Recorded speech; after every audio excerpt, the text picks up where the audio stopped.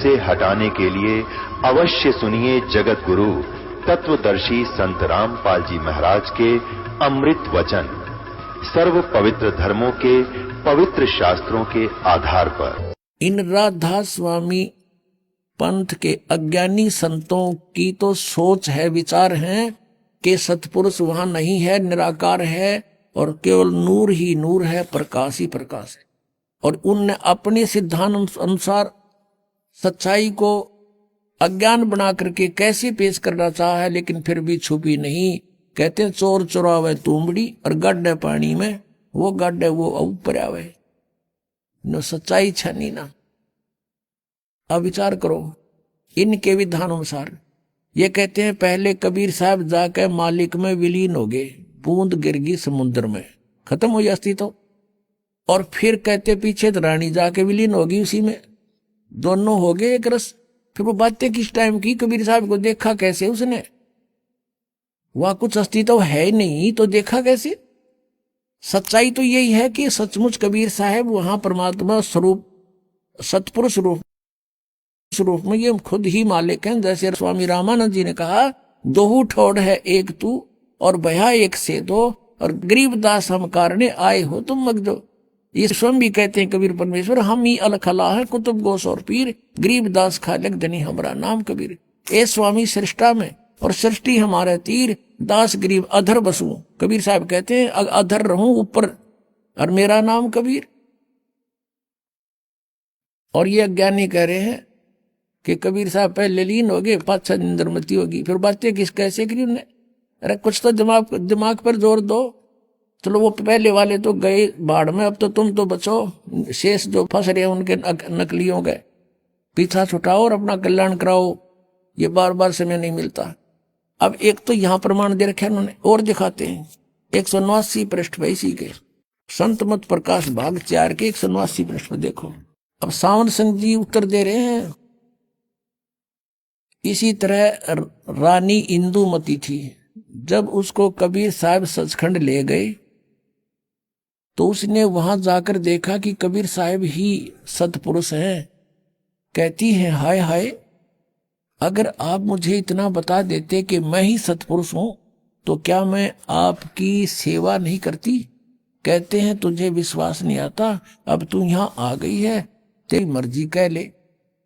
अब ये सच्चाई है, ये तो वार्ता सही एज इट इज है इंद्रमती और कबीर जी की, उनके इंद्रमती वाली कथा में लिखी। ये तो सही है, ये तो उन्होंने ले ली सही कि कबीर इज गॉड सचमुच।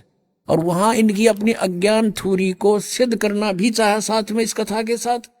264 पृष्ठ पे इसी संतमत भाग 4 के, उसमें इन्होंने कोशिश की है ये बताने की कि पहले कबीर साहब लीन हो गए और पाछे तो फिर इंदुमती जाकर उसमें समुद्र में बूंद की तरह समा गई, और फिर वो बातें कर रही है। अरे कर्महीनो, अरे ज्ञानहीनो। परमात्मा कबीर जी कहते हैं, मोती मुक्ता दर्शत नाही, ये जग है सब अंदरे, दिखत के तो नैन चश्म इनके फिरा मोतिया बंदरे। ये दिखे थे महर्षि, बड़े बड़े विद्वान, मंडलेश्वर परम धनी पहुंचे हुए हैं, सचखंड में जाते ना सत को लोग, इनका सतनामे का ना समझ माई न जाएंगे कहाँ ये। इसी कारण से वो शिवदयाल जी प्रेत बनकर अपनी शिष्या बुक्की में बोल रहा है, परम पिता परमात्मा पूर्ण ब्रह्म सारी सृष्टि के रचनहार कुल मालिक,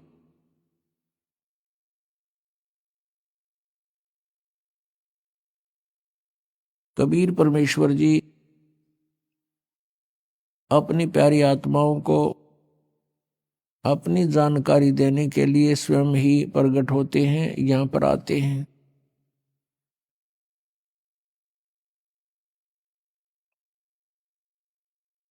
वो परमात्मा हमें अपने निज घर जाने का विधि विशेष मार्ग स्वयं ही बताते हैं।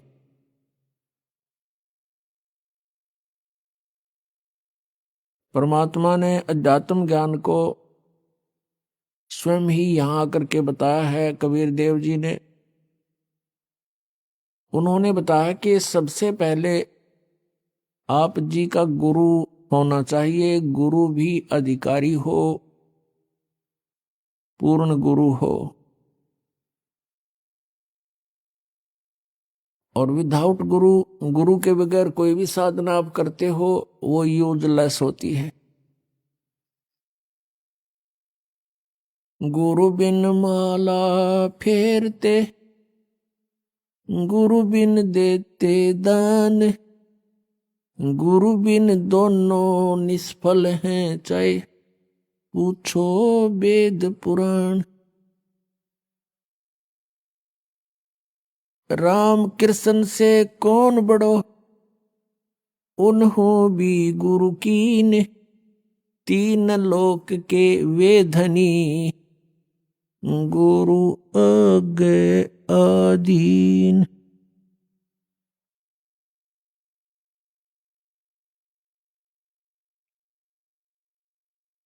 कबीर गर्भ योगेश्वर गुरु बिना, लाग्या हर की सेव, कहें कबीर बैकुंठ से, वो फेर दिया सुख देव।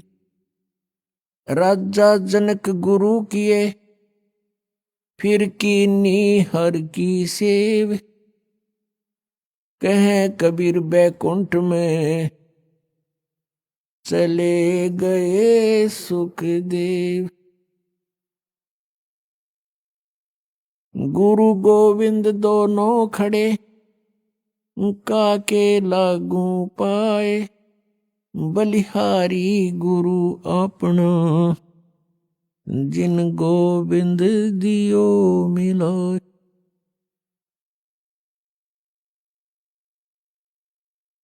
कबीर परमेश्वर जी स्वयं आकर के यथार्थ ज्ञान सुनाते हैं। वो बता रहे हैं कि गुरु के बिना यदि तुम साधना भी करते हो आपकी यूजलेस है, आपको इसका बहुत भयंकर पाप लगेगा, आपका जीवन व्यर्थ हो जाएगा।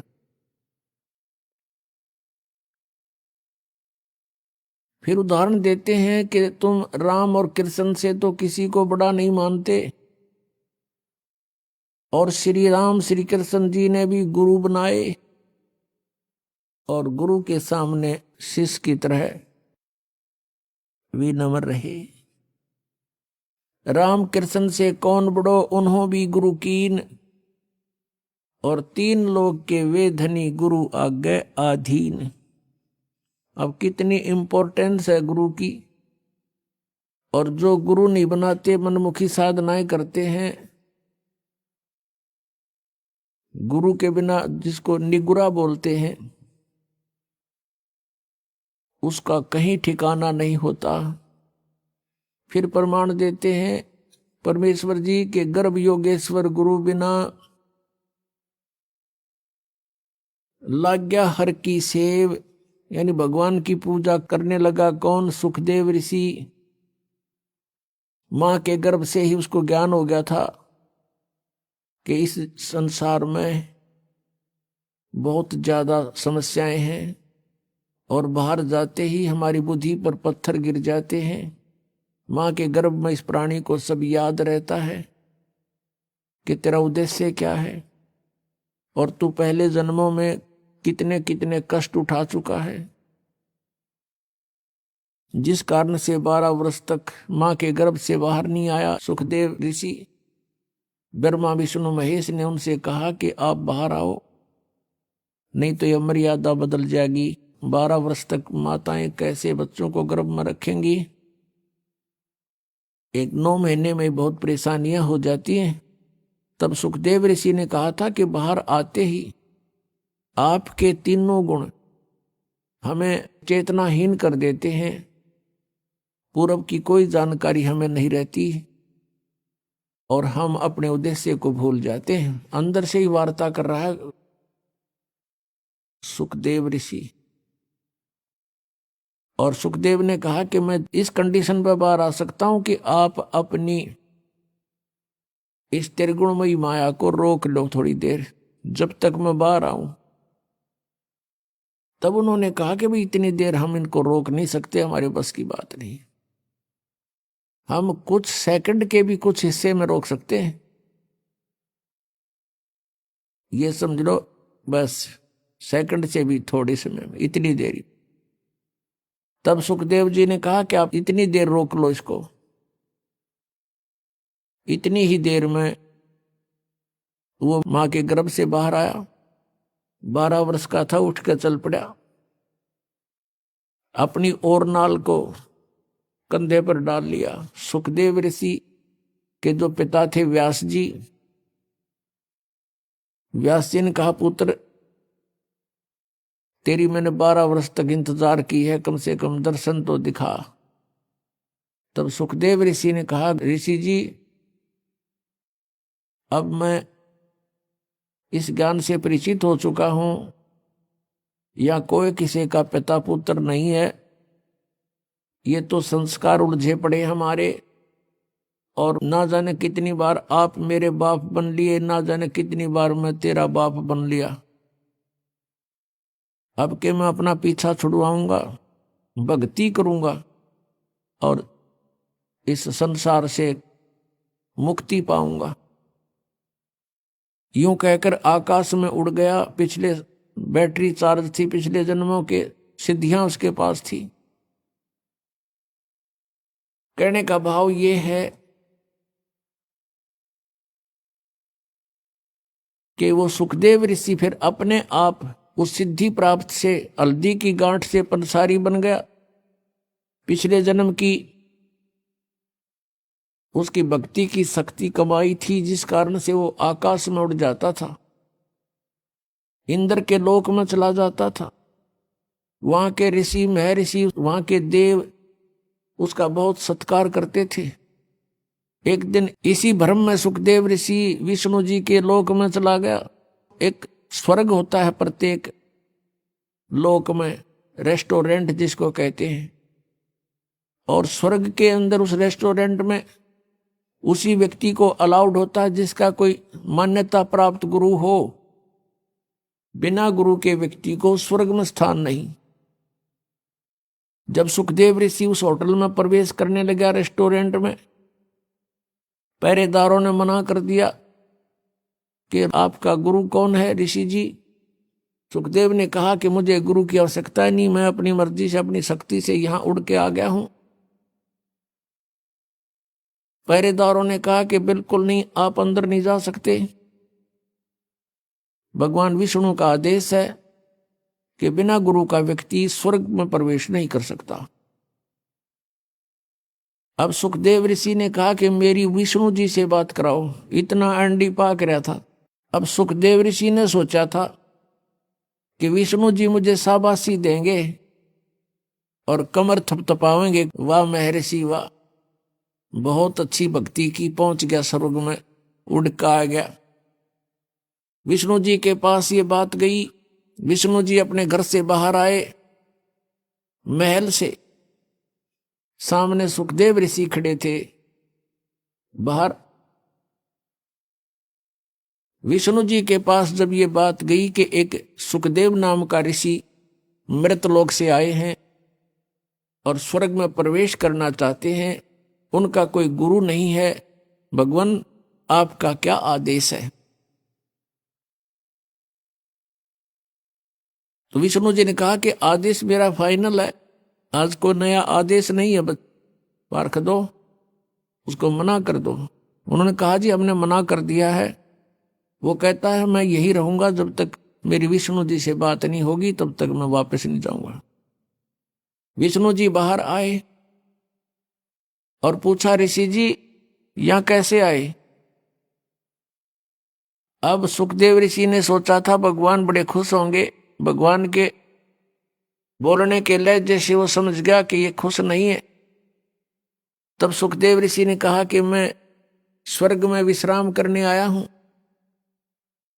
विष्णु जी ने पार्षदों से पूछा भाई क्यों, आपने क्यों मना कर दिया इसको, इनको, ऋषि जी को। पार्षदों ने फिर दोबारा दोहराया कि भगवान इनने कोई गुरु नहीं बना रखा, ये बिना गुरु के हैं। तो विष्णु जी ने कहा क्यों ऋषि जी, आपका कोई गुरु नहीं? अक नहीं जी। तो फिर आप प्रवेश नहीं कर सकते स्वर्ग में। अब सुखदेव ऋषि ने और अभिमान की डींग मारी, ने बोला जी पृथ्वी के ऊपर मेरे बराबर कोई और संत नहीं, मेरे जैसा शक्ति युक्त नहीं, मैं किससे उपदेश लूं।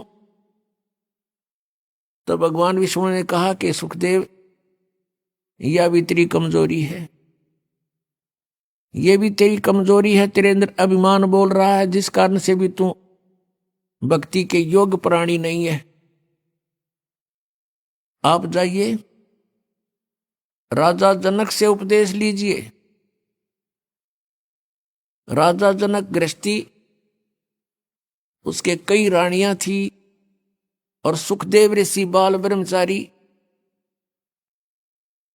अब उसने न्यू कह करके कि आप जाइए और राजा जनक से उपदेश लीजिए, फिर साधना कीजिए, उस भक्ति की शक्ति से यहां आइए। यूं कहकर भगवान विष्णु तो अपने महल में रिटर्न कर गए, वापस चले गए। अब सुखदेव ऋषि ने सोचा भाई बड़ी बात हुई है, तो राजा जनक गृहस्थी भाई और कैसे शीश निभाऊं जाई। अब ये दो सन्यास ले लेते हैं, साधु संत बन जाते हैं, लाल कपड़े पहनकर जटा वटा रखा के। ये अपने आप को सुपीरियर मानते हैं और आम जनता गृहस्थियों को ये हे समझते हैं। इनकी इतनी बुद्धि खराब हो जाती है, और ये इनकी अपनी ये सोच है। पिछला इतिहास देख लो, जिन भी महापुरुषों ने परमात्मा पाया और जिनके आज गुण गाए जाते हैं, वो सभी गृहस्थी थे, बाल बच्चेदार थे। आदरणीय धर्मदास साहिब जी, आदरणीय मुल्कदास साहिब जी, आदरणीय नानक साहिब जी, एक दादू साहिब जो थे वो बाल बच्चे नहीं थे उनके। आदरणीय गीसादास साहिब जी, आदरणीय गरीबदास साहिब जी, गांव छुड़ानी, जिला झज्जर वाले। तो कहने का भाव ये नहीं है कि बाल बच्चेदार गृहस्थी व्यक्ति पार नहीं हो सकता, और ये भी नहीं है कि जिसने शादी ब्याह ना करवाया वो भी पार नहीं हो सकता। सत भक्ति करनी पड़ेगी, मर्यादा में रहना पड़ेगा, और तो दोनों ही पार हो सकते हैं। तो यह भूल थी सुखदेव के। अगले दिन वहां से वापस आ गया, फिर उसी स्वर्ग में गया, कोमल स्वर्ग जो इंद्र वाला है। वहां पहुंचा तो सुखदेव का मुख कुछ ढीला था, चेहरे पर पहले वाली शोभा रौनक नहीं थी। ऋषियों ने कारण पूछा, वहां देवताओं ने, कि ऋषि जी क्या बात है, आज तो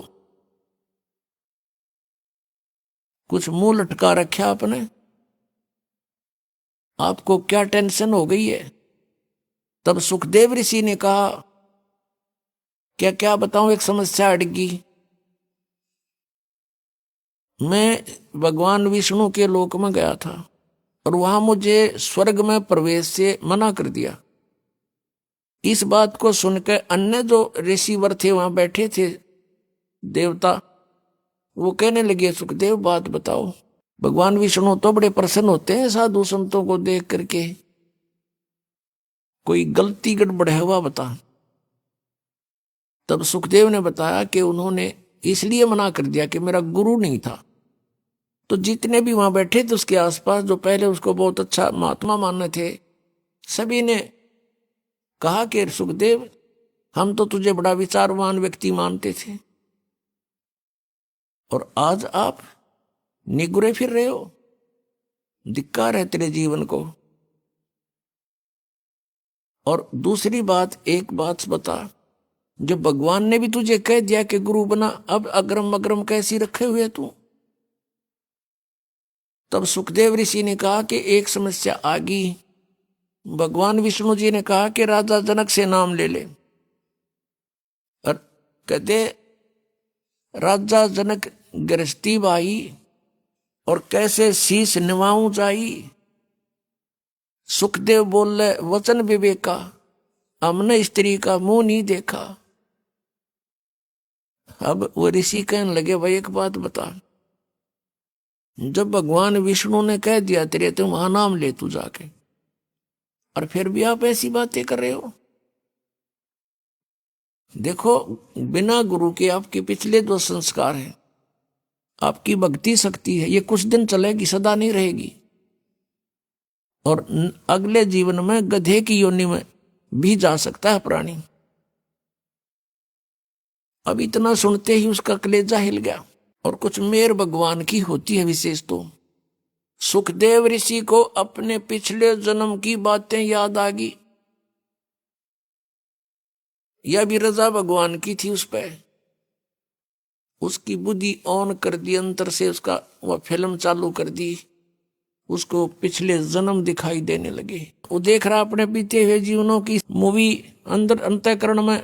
उसने क्या देखा कि एक बार गधे की योनि भोग रहा है, अंधा हो गया, उसको छोड़ दिया, मालिक ने मारा, लठ निकाल दिया। घर अंधा होने के बाद एक पगडंडी पर चला जा रहा है जंगल में, आगे एक नाला था, उसमें गिरने लगा तो छलांग लगानी चाहिए, बीच में फंस गया। नाला थोड़ा ही था, आगे मुंह टिक गया, पीछे पीठ, बैक साइड में अड़ गया, टांग लटके नाले में, आगे पीछे फेट हो गया उसके ऊपर नाले में। और 1 हफ्ते तक भुगत कर मरा, किसी ने नहीं निकाला। आने जाने वाला आदमी इक्का दुक्का आता था, वो निकाल नहीं सका उसको, और उसके ऊपर पैर रखकर पुली बना के पार हो जा, उसकी पुल बना लिया। इस दृष्टांत से उसका कलेजा हिल गया, रोम रोम कांप गया। सुखदेव ऋषि उसी से में उठकर चल पड़ा। फिर भी मन बड़ा उस्ताद है, अपने पिताजी व्यास जी के पास आया, व्यास जी से प्रार्थना की कि हे ऋषिवर, क्या गुरु के बिना मोक्ष नहीं हो सकता? अब व्यास जी ने कहा कि नहीं बेटा, गुरु के बिना मोक्ष नहीं हो सकता, कोई भी साधना सफल नहीं हो सकती, मोक्ष तो दूर की बात है। तब सुखदेव ऋषि ने कहा कि हे पिताजी, मैं विष्णु जी के लोक में गया था, उन्होंने मुझे वहां रहने से मना कर दिया। व्यास जी ने फिर यही बात दोहराई कि कारण बता। वो ऐसे नहीं करते, कभी किसी को वापस नहीं करते, वो तो सीने से लगाते हैं भगवान विष्णु तो। तब नीचे को गर्दन करके कहता है कि मैंने गुरु नहीं बना रखा, उन्होंने कंडीशन रखी हुई है कि गुरुमुख व्यक्ति ही यहां आ सकता है। तो व्यास जी ने पूछा, क्या बेटा तेने गुरु नहीं बनाया? अगर नहीं। अब व्यास जी कहने लगे, बेटा मैंने ये सोचा था पुत्र कि मेरा नाम रोशन करेगा। अरे तूने तो नरक में जाने की तैयारी कर ली, इतना समय खो दिया, और मुझसे तू चला गया था, दर्शन भी ना दिए थे। चल मैंने सब्र कर लिया था, मेरा पुत्र अपनी भक्ति करके कल्याण करवा लेगा। अरे तू तो नरक की टिकट ले ली तूने। कहते हैं जो विद्वान पुरुष होते हैं एक ही हिसाब की बातें करते, उसमें अग्रम अग्रम नहीं होती, कोई कंसेशन नहीं होती। तो सुखदेव ऋषि ने कहा कि भगवान ने एक समस्या पैदा कर दी। उन्होंने कहा कि तू राजा जनक से नाम ले ले, और राजा जनक तो बाल बच्चेदार है, उसकी कई रानियां हैं। अब मैं उसको कैसे प्रणाम करूंगा गुरु रूप में? व्यास जी ने माथे का हाथ मारा, अरे भले आदमी, तेरा जन्म गृहस्थी तो होया, मैं गृहस्थी, मेरा बाप गृहस्थी, तेरे दादे पड़दादे सारे गृहस्थी, उनके बिना तेरा जन्म कहां से होता? और जब भगवान ने ये कह दिया और तू फिर बकवाद कर रहा है, तू ऋषि तो छोड़, तू तो एक आम जनसाधारण भी नहीं है। इतनी कड़वी बात अपने पुत्र को कहनी पड़ी उसके हित के लिए ऋषि व्यास जी ने। और पुत्र जाके पैर पकड़ ले राजा जनक के, महापुरुष है 1 नंबर के। अपने आत्मा कहते मरता क्या नहीं करता, वहां से आ गया, राजा जनक के पास आया। शाम का समय था। राजा जनक ने कहा अपने नौकरों से कि भी महापुरुष आए हैं, आसन लगा दो। अब वो नौकर लगे उनका ऊंचा आसन लगाने के लिए, तैयारी करी, कपड़े उपड़े लाए। तब सुखदेव जी ने कहा कि नहीं महाराज जी, मैं तो जमीन पर बैठूंगा। अब राजा जनक ने कहा कि हे महात्मा जी, मेरी बेइज्जती मत करो, आप महापुरुष हो, हम गृहस्थी व्यक्ति हैं, हमारा दर्जा जमीन पर बैठने का है, आपका उच्च आसन पर बैठने का है, आप ब्राह्मण हैं। सुखदेव ऋषि चुपचाप नीचे बैठ गया कि नहीं, मैं आपको गुरु बनाने आया हूं। अब यह राजा जनक का जैसे नहीं कि एक ब्राह्मण क्षत्रिय को गुरु बनाने आ गया, और उस समय तो बहुत इनके अंदर जो है ना महत्व था, अपना महत्व मानते थे, अभिमान था ब्राह्मणों में, ऋषियों में।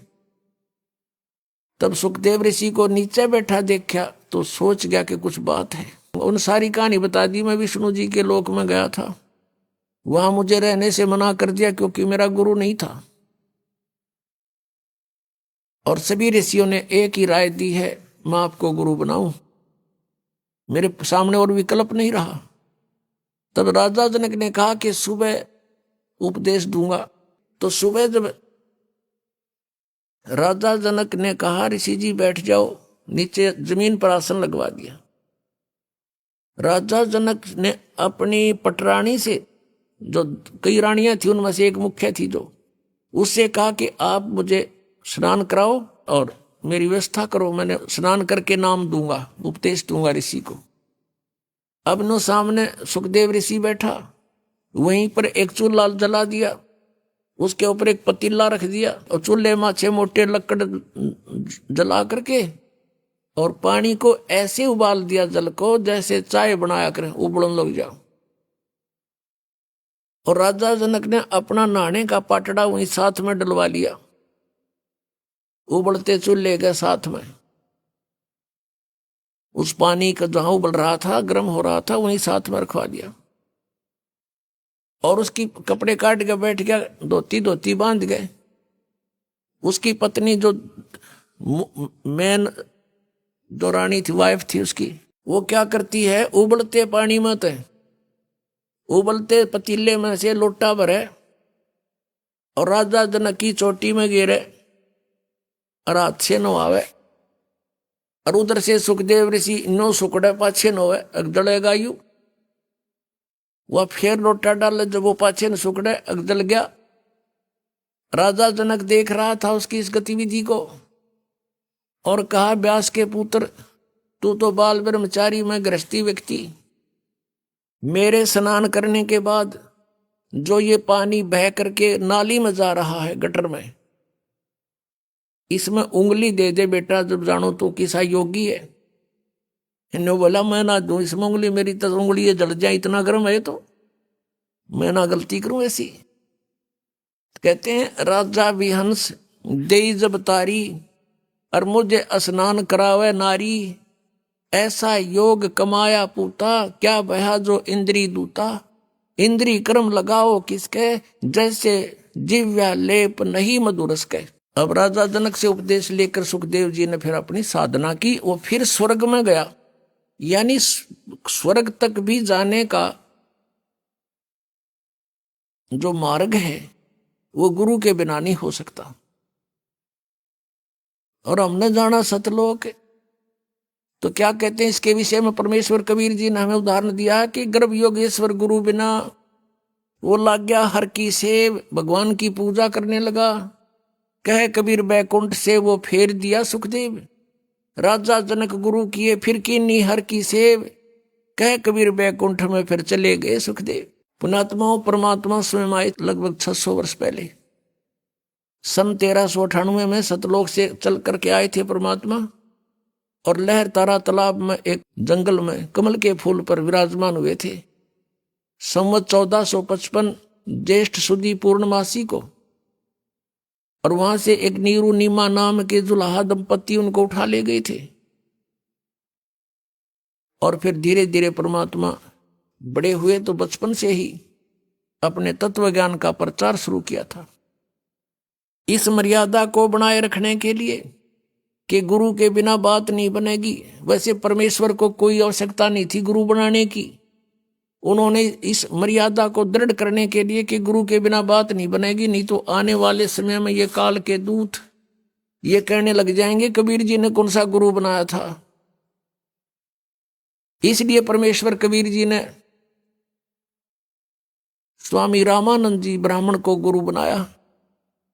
ये ब्राह्मण लोग अन्य जाति के व्यक्तियों को उपदेश नहीं देते थे, इनसे नफरत किया करते थे। परमात्मा जब 5 वर्ष के हुए, उसमें 2.5 वर्ष के बालक का रूप बना के कबीर परमेश्वर जी, और जिस गंगा घाट पर स्वामी रामानंद जी प्रतिदिन स्नान करने के लिए सुबह सुबह जाया करते थे ब्रह्म मुहूर्त में, उन घाट बने हुए थे, पैड़ी बनी हुई थी पक्की, उस पौड़ियों में जाकर के लेट गए 2.5 वर्ष के बच्चे का रूप धारण करके।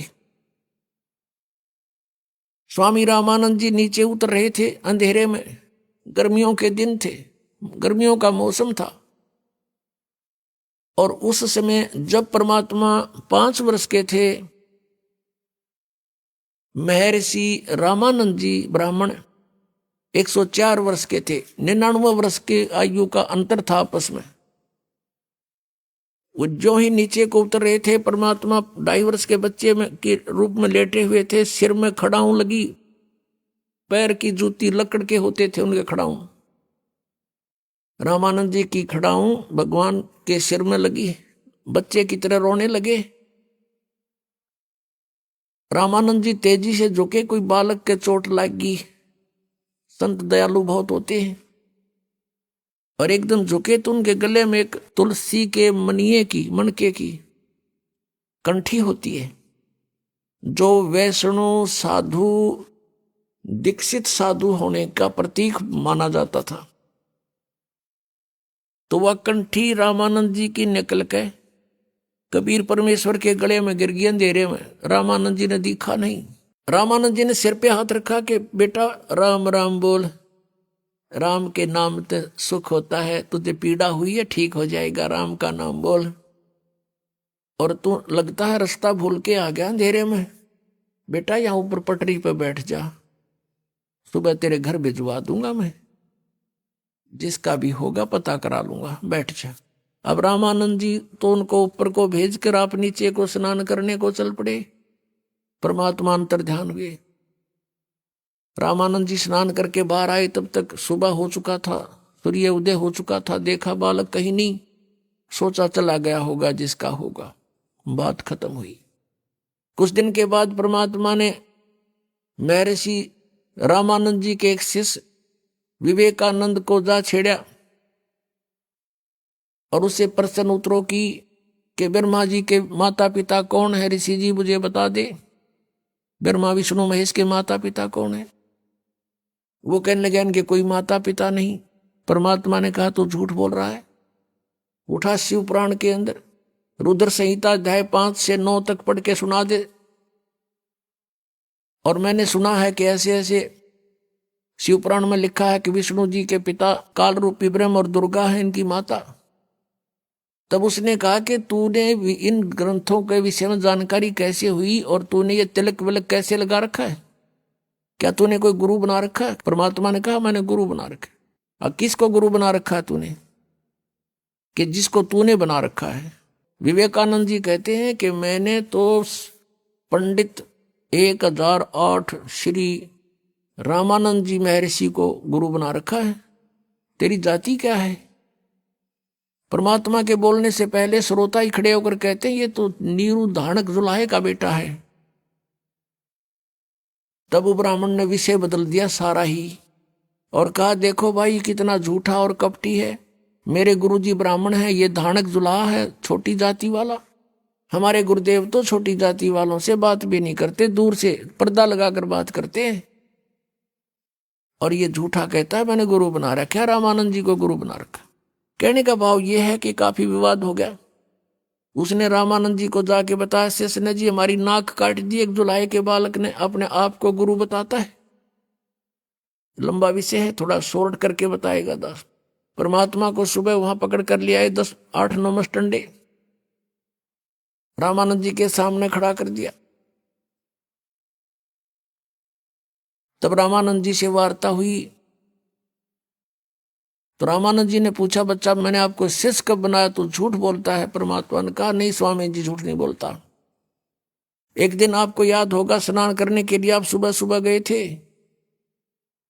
और वहां पर मैं पैड़ियों पर लेटा हुआ था, आपकी खड़ाऊ मेरे सिर में लगी थी। आपने कहा था बेटा राम राम बोल, और आपने मुझे उपदेश दे दिया, मैंने उपदेश ले लिया।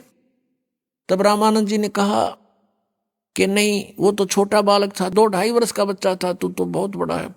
पुण्यात्माओं, 2.5 वर्ष के बच्चे में और 5 वर्ष के बच्चे में एज में, शरीर में डबल डिफरेंस हो जाता है, दूना अंतर होता है।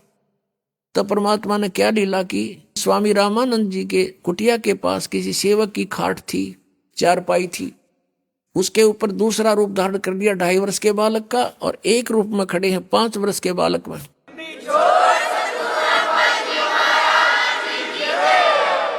सामने चारपाई पर आप देख रहे हो, छोटा रूप धारण कर लिया 2-2.5 वर्ष के बच्चे का, और स्वयं ये खड़े हैं परमात्मा माला डाले 5 वर्ष के बालक की उम्र में। अब रामानंद जी ने 6 बार छोटे रूप की तरफ देखा चारपाई की तरफ, और 6 बार बड़े रूप की तरफ देखा 5 वर्ष की आयु वाले पर। आंखें मलमल कर देखा कि मुझे धोखा तो नहीं लग रहा है, आज तक पहली बार देख रहा हूं ऐसी लीला। इतने में क्या हुआ, परमात्मा ने सोचा ये बुजुर्ग ना समझा इस बात ने।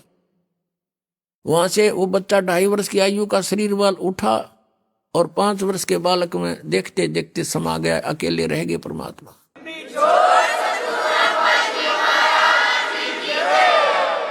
फिर रामानंद जी की बहुत वार्ता हुई, रामानंद जी से ज्ञान चर्चा सुनाई। रामानंद जी ने कहा कि मैं तेरी बातों पर विश्वास करूंगा, लेकिन ऐसे नहीं, मैं समाधिस्थ होता हूं। समाधिस्थ होकर मैं बहुत अंदर तक जाता हूं, मेडिटेशन करता हूं। परमात्मा ने कहा चल तू मेडिटेशन कर। रामानंद जी ने ध्यान लगाया और पहुंच गया। कहते हैं योग युक्त प्राणायाम कर जीता सकल शरीर, और त्रिवेणी के घाट पर अटक रहे बलबीर। अब इस शरीर में जाकर के आगे त्रिवेणी 3 रास्ते बन जाते हैं। पुण्यात्माओं, जंगल में आप जा रहे हो और 2 रास्ते हो जाए, वहां विचलित हो जाओगे बिना गुरु के। उस त्रिवेणी पर जाकर रुक जाता है रामानंद, और परमात्मा साथ साथ जा रहे हैं उस 5 वर्ष के बालक के रूप में।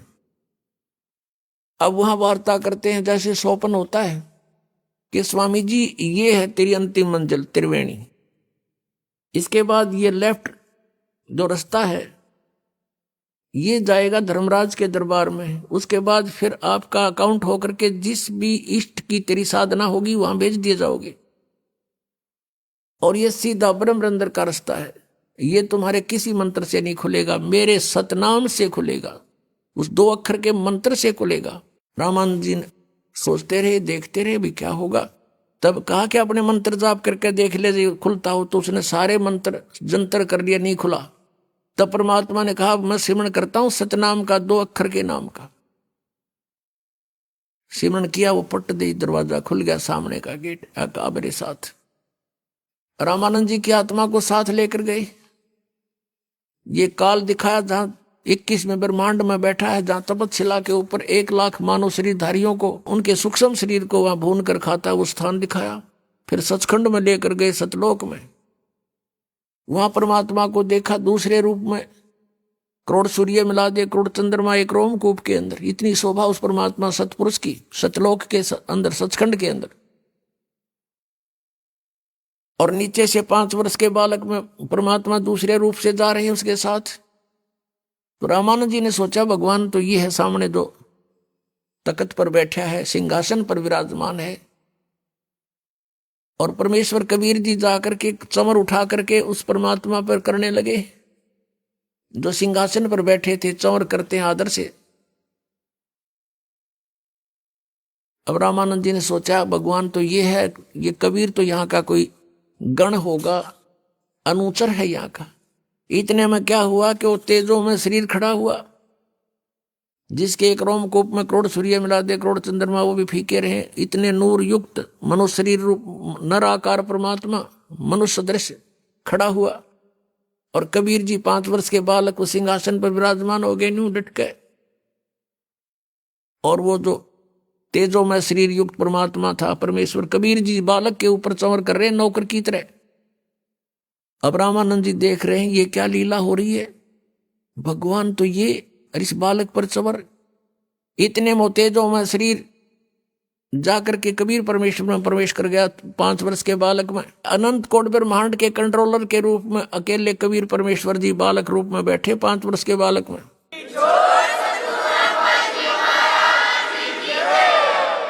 अब रामानंद जी कहते हैं, देखते हैं चारों ओर। तब परमात्मा ने कहा, रामानंद मैं पूर्ण परमात्मा हूं, परम अक्षर ब्रह्म हूं, और तुम भगवान को निराकार बताते हो, वेदों को पढ़ते हो, गीता को पढ़ते हो, और पुनः पढ़ना उन वेदों को। उसमें लिखा है कि परमात्मा नर आकार है और ऊपर भूलोक के तीसरे पृष्ठ पर विराजमान है, वो मैं ही हूं। अब रामानंद जी ने देखा सारा नजारा, सचमुच हम तो डरे डोए थे। वहां से वापस छोड़ दिया रामानंद जी को, उनकी आत्मा वापस भेज दी। वापस आया, झटका सा लगा एकदम, देखा चारों ओर तो सामने 5 वर्ष के बच्चे के रूप में फिर विराजमान है।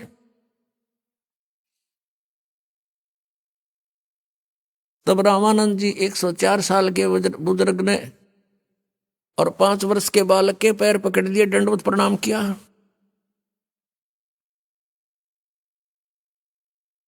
और कहा कि तुम साहेब, तुम संत हो, तुम सतगुरु, तुम हंस, गरीबदास तुम रूप बिना और न दूजा अंश। दोहू ठोर है एक तू भया एक से दो। रामानंद जी कहते हैं, गरीबदास हम कारणे तुम आए हो मग जाओ, वहां से चलकर हमारे लिए ही आए हो। तुम स्वामी में बाल बुद्धि, ओए होए कर्म भ्रम कियो नाश। गरीबदास पूर्ण पुरुष, निज ब्रह्म तुम, मेरा हो गया दृढ़ विश्वास। तुम स्वामी, रामानंद जी 104 वर्ष के वो विद्वान पाक रहे थे, और बनारस के अंदर उसने 52 दरबार लगा रखे थे, 1400 ऋषि उपदेशक बना रखे थे शिष्य रामानंद जी ने। अब वो कहता है 5 वर्ष के बालक के चरण पकड़ के कि तुम स्वामी, तुम मालिक, और मैं बाल बुद्धि। आज तक जो हमने वेदों और गीता को जैसा जाना था, हमारी बुद्धि तो बालक जैसे ज्ञान युक्त थी। आपके इस तत्व ज्ञान के सामने और आपको ने प्रत्यक्ष दिखा दिया। तुम स्वामी में बाल बुद्धि, भ्रम कर्म कियो नाश, और गरीबदास निज ब्रह्म तुम, वो तत्ब्रह्म आप ही हो, मेरा हो गया दृढ़ विश्वास। उसमें कबीर परमेश्वर ने कहा था, रामानंद जी आप मेरे गुरु हो, ऐसा ना करो, मुझे लज्जित मत करो। तब रामानंद जी ने कहा कि हे भगवान, अब ये दास आपको खूब पहचान चुका है। तब सारी बात से परिचित कराया कबीर परमेश्वर ने कि आप मेरे गुरु बने रहो, ये मेरा आदेश मान लो, एज ए गॉड मान लो। क्योंकि आने वाले समय में सारी बात से परिचित कराया, सब ज्ञान समझा उसको कि मैं जब सतलोक से चलकर आया, अपने पुत्र सहजदास का रूप बनाकर जोगजीत का रूप बनाया फिर दूसरी बार, तो ये काल मिला मुझे। इसने मेरे से वायदा करवाया था, मेरे से वचन ले लिए थे कि 3 युगों में जीव कम ले जाना, और चौथे युग कलयुग में तू कितने ही प्राणी ले जाना तुम। ये मुझे अपना भाई समझ रहा था, इसलिए मुझसे वाद विवाद कर रहा था। फिर इसने वचन भी मुझसे लिए, तो मैंने इसको वचन दे रखा है कि कलयुग में मैं अपने हंसों को ले जाऊंगा। और इसने एक प्रार्थना और की थी मेरे से कि जो आपके ज्ञान को जाने माने तो आपका। और काल ने कहा था मेरे लोकवेद पर आधारित वो रहे भगवान, उसके साथ जबरदस्ती ना करना। तो हमने इसको तथास्तु कह दिया था कि ठीक है, जो हमारे ज्ञान को मानेगा उसी को हम अपना ज्ञान समझाएंगे और उसको नाम देंगे, और जो हमारे ज्ञान को छोड़ देगा वो आपका ही होगा, काल का ही होगा। और जो गलत साधनाएं करेगा वो भी आपका ही होगा, काल का होगा। जब सारे वचन इसने बरवा लिए, तब काल खुश हो गया, कहने लगा बेशक जाओ जोगजीत संसार में, कलयुग तक तो इनको ईसा कंडम कर दूंगा, कोई भक्ति योग नहीं रहेगा।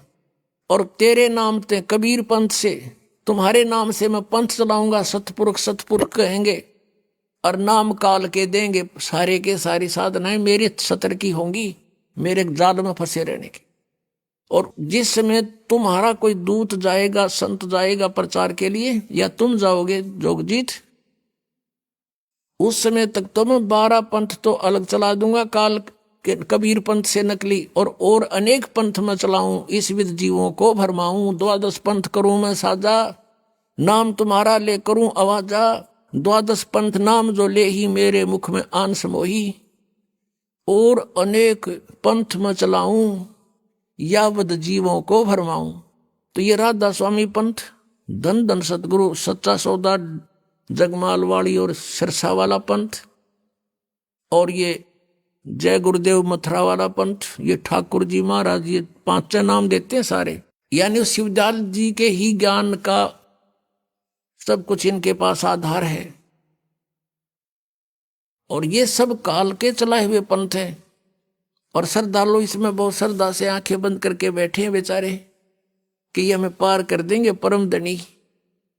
अरे इनका गुरु नहीं, ये जाएंगे कहाँ? कहते हैं परमेश्वर। गरीबदास जी ने कहा, फिर गरीबदास जी के विषय में आपको सुबह भी जानकारी दी थी, अब फिर देते हैं कि आदरणीय गरीबदास साहिब जी को परमात्मा मिले थे गांव छुरानी जिला दद्दर हरियाणा में।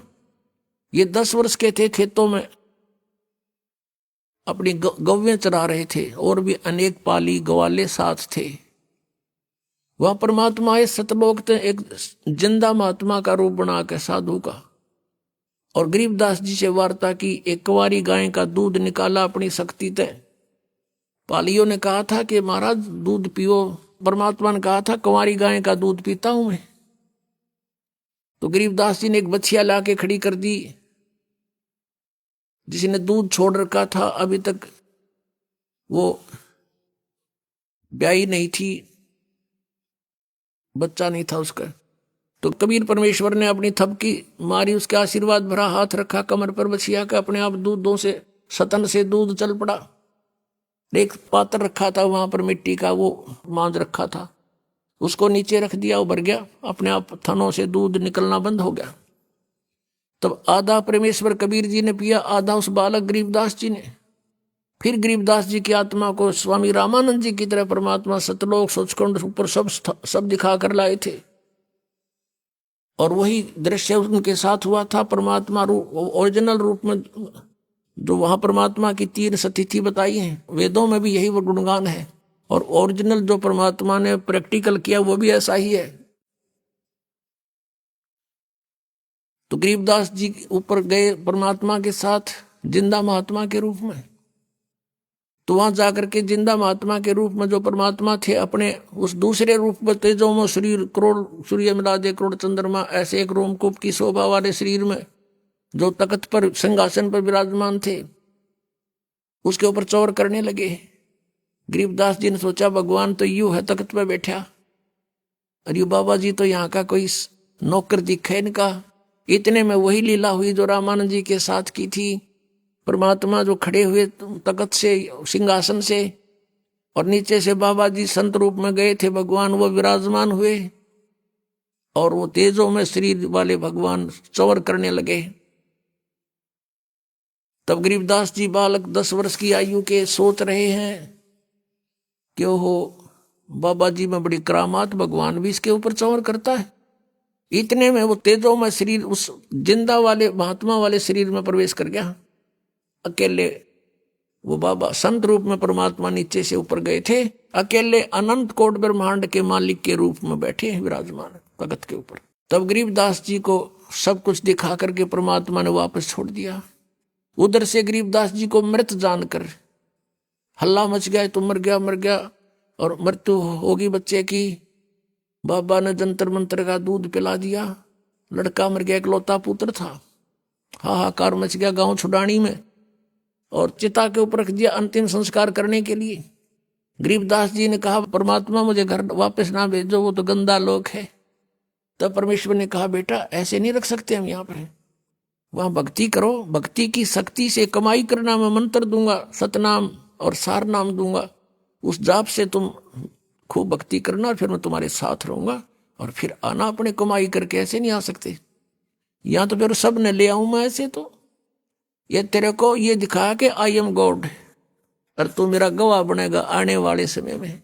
अब परमात्मा कबीर परमेश्वर जी ने गरीबदास जी की वो दिव्य दृष्टि खोल दी, ज्ञान योग खोल दिया था। उसके आधार से गरीबदास जी ने वो सब आंखों देखा हाल अपनी अमृतवाणी में लिखा है। अब गरीबदास जी कह रहे हैं, कबीर परमेश्वर ने रामानंद जी से कहा कि आप मेरे गुरु बनो, और इस काल ने हमसे एक वचन लिया हुआ है कि कलयुग में तुम कितने ही प्राणी ले जाना। और अब ये क्या समस्या आएगी कि इस काल ने कहा है कि मैं नकली संत भेजूंगा और वो नकली नाम देंगे ऊट पटांग, और सतलोक की महिमा बतावेंगे, सचखंड सतलोक तो नीचे बात नहीं करेंगे, और नाम सारे काल के होंगे। तो फिर वो मेरे अब पे मेरे मुंह में समावेंगे, यही रह जाएंगे। तो रामानंद जी से परमात्मा ने खुल के वार्ता की, सारा समझाया कि तू मेरी बात मान जा। रामानंद जी विद्वान ब्राह्मण थे, नेक आत्मा थे, वो समझे थे मुझे पाप लगेगा, भगवान का गुरु कैसे बनूं। आंखों में पानी चल पड़ा, रोने लगे कि भगवान मुझसे ऐसा नहीं होगा, आपकी आज्ञा का उल्लंघन करना भी मुझे पाप लगेगा, और एक भगवान का मैं गुरु बनूं, मैं नरक में जाऊंगा, भगवान मुझे माफ कर दो। तब परमेश्वर ने कहा कबीर देव जी ने कि स्वामी रामानंद जी, आई एम गॉड, और मैं ही भगवान हूं और मैं ही पाप नाशक हूं, मेरा आदेश पालन करे और देख बात सुन। अब वो तो रोने लग गया बालक, उन्हें सोचा बूढ़ा आदमी, आज मैं ये कर्म करूंगा मेरी तो मृत्यु होने वाली है, बात बिगड़ जा दे। बुरी तरह बैठ गया, जो लेट गया, बल्कि टेढ़ा हो गया, बहुत बुरी तरह तड़फ रहा है, कैसे बनेगी बात। तो परमात्मा ने उसको सारी कथा सुनाई बालक की तरह कि इस काल का दाव लग जाएगा, और ये यदि मैं गुरु नहीं बनाऊंगा, मुझे कोई आवश्यकता नहीं गुरु बनाने की, मैं तेरे घुमा लाया दिखा दिया आप जी को, लेकिन गुरु बनाना आवश्यक होगा, नहीं तो इस काल का सबसे बड़ा दाव लगेगा कि कबीर जी ने कौन सा गुरु बना रखा था। रामानंद जी की बहुत देर के बाद डांडस बंधा, हिम्मत हुई और कहा भगवान मुझे लज्जा बहुत आएगी जब मुझे गुरु कहोगे। अक स्वामी जी आप मेरी तरफ देखो, और ये आपके भाई बहन या काल के जाल में भयंकर कष्ट उठा रहे हैं, और इनकी तरफ देखो, मेरी आज्ञा का पालन करो। तब रामानंद जी ने स्वीकार कर लिया कि जो आज्ञा आपकी होगी वही करूंगा। तो ऐसे रामानंद जी परमात्मा के गुरु रूप में विराजमान रहे। आइए अब हम उन श्रद्धालुओं के अनुभव जानते हैं जो जगत गुरु तत्वदर्शी संत रामपाल जी महाराज जी से दीक्षा प्राप्त कर चुके हैं तथा उनके द्वारा बताए गए भक्ति मार्ग पर चल रहे हैं। नमस्कार जी। नमस्कार सर। क्या नाम है जी आपका? मेरा नाम शिखा दिवाकर है। शिखा जी आप कहाँ से हैं? डिस्ट्रिक्ट बलौदाबाजार, स्टेट छत्तीसगढ़ से। शिखा जी आपने संत रामपाल जी महाराज से नाम दीक्षा कब ली? 27 जनवरी 2019। शिखा जी क्या आप भक्ति साधनाएं भी करती थी? अगर आप भक्ति साधनाएं करती थी तो कृपया हमारे दर्शकों को बताएं कि आपने क्या क्या भक्ति साधनाएं की हैं। जो सभी हिंदू धर्म में प्रचलित देवी देवता की भक्ति करती थी, जैसे कि देवी दुर्गा, गणेश जी, शिव जी और बहुत सारे। और हमें बहुत ज़्यादा दुख तकलीफ होने की, भूत प्रेत की बाधा होने के कारण हमने 5 साल मुसलमान धर्म में भी जाके भक्ति की थी। और मेरे पापा ने हमारी दुख तकलीफ के चलते अजमेर शरीफ गए थे, वहाँ संकल्प किए थे कि अगर हमें हमारी सारी दुख तकलीफ ठीक हो जाएगी तो हम मुसलमान धर्म में कन्वर्ट हो जाएंगे। शिखा जी आपने बताया कि हिंदू धर्म में सभी प्रचलित भक्ति साधनाएं आप करती थी, आपको बहुत दुख थे और अपनी परेशानियों और दुखों के निवारण के लिए आप मुस्लिम धर्म में भी गए, वहाँ भी आपने मुस्लिम धर्म से संबंधित सभी भक्ति साधनाएं की। तो शिखा जी ऐसी क्या दुख परेशानियां थी आप लोगों को कि आपको यह सोचने पर मजबूर होना पड़ा कि हमारे दुख अगर मुस्लिम धर्म की भक्ति साधना से समाप्त हो जाते हैं तो हम हमेशा के लिए मुस्लिम धर्म में कन्वर्ट हो जाएंगे? क्या दुख परेशानियां थी आपको, कृपया हमारे दर्शकों को बताएं। हमें बहुत ज़्यादा भूत प्रेत की बाधा रहती थी। हर टाइम मम्मी सुबह से शाम तक भूत प्रेत की बाधा में पीड़ित रहती थी। हमने बचपन से बहुत सारे भक्ति साधना किए। हमने 5 साल मुसलमान धर्म में जाके भक्ति किए। वहाँ बताते थे कि आप नमाज पढ़ो, रोज़ा रखो 1 महीने। हम हमेशा नमाज पढ़ते थे, 5 वक्त नमाज रहता था। वहाँ रोज़ा रखते थे और हमें फिर भी कोई लाभ नहीं मिलता था। तो फिर संत रामपाल जी महाराज जी की शरण में आप कैसे आए? आपको कब लगा कि अब मेरी समस्याओं का समाधान कहीं भी नहीं है, अब मुझे संत रामपाल जी महाराज जी की शरण में जाना चाहिए? मेरी बुआ है लता दासी बिलाईगढ़ से, वो संत रामपाल जी महाराज जी के शिष्य हैं। उन्हें हमारे दुखों को सुनकर बहुत तकलीफ होता था, तो एक दिन 2-4 भगत भाइयों को लेकर हमारे घर आई और उन्होंने ज्ञान समझाया कि अगर आप संत रामपाल जी महाराज जी से नाम दीक्षा ले लोगे तो आपकी सारी परेशानियां दूर हो जाएगी। तो हमने उनके ज्ञान को समझकर हमने 27 जनवरी 2019 को सांपा नामदान केंद्र में नाम दीक्षा ले ली संत रामपाल जी महाराज से। आपने बताया कि आप बहुत ज्यादा दुखी थी, तो संत रामपाल जी महाराज जी से नाम दीक्षा लेने के बाद आप लोगों को लाभ भी मिले? हमें बहुत सारे लाभ मिले, जैसे कि मुझे भूत प्रेत की बाधा रहती थी और हमेशा बुखार, खांसी, सर्दी, पेट में दर्द वगैरह, बहुत ज़्यादा तबीयत खराब रहता था। तो संत रामपाल जी महाराज जी की दया से अब कभी तबीयत खराब नहीं होता, मैं पूरी तरह से ठीक हूँ। और मेरी मम्मी को और भैया को सिकलिन की प्रॉब्लम थी जिसमें खून नहीं बनता, और हमने बहुत सारे डॉक्टरों को दिखाए। डॉक्टर बोलते थे कि इन्हें जीवन भर दवाई खानी पड़ेगी। तो जब से संत रामपाल जी महाराज जी से नाम दीक्षा लिए हैं तब से एक गोली तक नहीं खाए हैं। और मेरे पापा को पथरी था 11 mm की किडनी में, तो डॉक्टर उन्हें ऑपरेशन के लिए बोले थे, लेकिन संत रामपाल जी महाराज जी से नाम दीक्षा लेने के बाद ऑपरेशन भी टल गया। और मेरे दादा को श्वास की बीमारी थी, उन्हें भी डॉक्टर बोलते थे कि ज़िंदगी भर दवाई खानी पड़ेगी, लेकिन संत रामपाल जी महाराज जी से नाम दीक्षा लेने के बाद उन्हें एक गोली तक नहीं खाई है। और मम्मी और मुझे भूत प्रेत की बाधा ही हमेशा रहती थी, तो अब भूत प्रेत की बाधा हमारे पास तक नहीं आई है। ये इतनी सारी रिपोर्ट है जो कि हमारे घर में सबको प्रॉब्लम रहती थी, उसकी रिपोर्टें हैं। संत रामपाल जी महाराज से नाम दीक्षा लेने के बाद आपको बहुत सारे लाभ मिले। तो जो दर्शक आज आपको टीवी पर देख रहे हैं और वो परेशान हैं आप ही की तरह, जैसे कि आपने बताया कि हिंदू धर्म से संबंधित सभी भक्ति साधनाएं आप करती थी, लेकिन आपको कोई लाभ नहीं हुआ, तो आप मुस्लिम धर्म में गए और 5 साल तक वहाँ आपने नमाज पढ़ी, रोजे भी रखे, और आप ये भी कह रही हैं कि अगर मेरा रोग ठीक हो जाता तो हम सभी लोग मुस्लिम धर्म में कन्वर्ट हो जाते। लेकिन संत रामपाल जी महाराज जी की शरण में आने के बाद आप लोग ठीक हो गए। तो जो दर्शक आज आपको टीवी पर देख रहे हैं और वो भी किसी न किसी परेशानियों से ग्रस्त हैं, उनके लिए आप क्या कहना चाहेंगी? यही कहना चाहूंगी कि मानव जन्म दुर्लभ है, मिले न बारंबार, तरवर से पत्ता टूट गिरे बहुर न लगता डार। जिस प्रकार की पेड़ से पत्ता टूट के गिर जाता है फिर दोबारा नहीं लगता, इसी प्रकार मानव जन्म बार बार नहीं मिलता। कबीर परमात्मा संत रामपाल जी महाराज जी के चोले में आए हुए हैं, आप उनसे उनके सत्संग सुने, पुस्तक पढ़ें और ज्ञान समझें, और नाम दीक्षा लेकर अपने सारे परेशानियां दूर करवा सकते हैं। संत रामपाल जी महाराज से नाम दीक्षा कैसे ली जा सकती है? संत रामपाल जी महाराज से नाम दीक्षा आज बहुत अनेकों टीवी चैनलों पर उनके सत्संग आते हैं, उनके नीचे पट्टी दी जाती है, उसमें कांटेक्ट नंबर दिए जाते हैं, उसमें कांटेक्ट करके आप अपने नज़दीकी नाम दीक्षा केंद्र का पता करके उनसे अपना मोक्ष करवा सकते हैं। धन्यवाद जी। धन्यवाद।